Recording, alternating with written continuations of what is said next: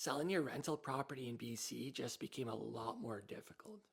Landlords in BC get hit again with new changes in tenancy laws. I'll discuss the changes, and at the end of the video, I'll give an example of an issue that will occur in the coming months. Effective July 18th, the notice period to end tenancies is extended from 2 to 4 months. There will be a mandatory use of a new web portal. Landlords must use this portal to generate notices to end tenancy for personal or caretaker use. A question I have here is, what happens when the owner sells the property and the future owner will use it for personal use? Is it up to the current or future owner to provide this notice? While using this portal, landlords are to provide the details about persons moving into the home, and those details will be shared with the tenant.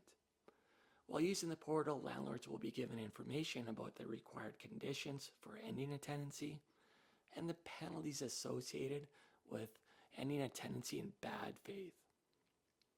Also, they'll be informed about the amount of compensation they'll be required to issue tenants when ending that tenancy. Also, the new individuals moving into the property must occupy it for at least 12 months. I see a whole bunch of new issues that will start to make light. The most glaring for me is the example of a landlord trying to sell their property.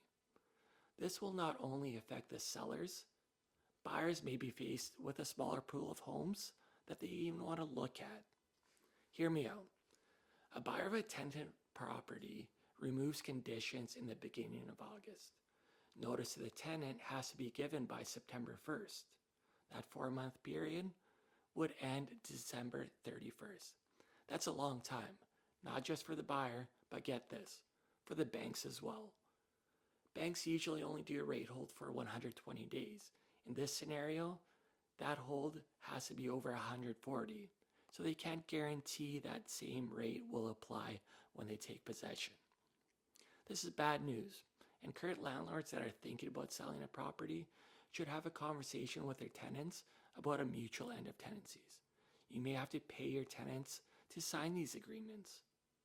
So if you're an owner thinking about selling your property, send me a message and I'll share a way that I plan to handle these situations. And if you like this type of content, please hit the like button and subscribe to my channel. As always, I'm Art Bydlowski, and welcome to the agency.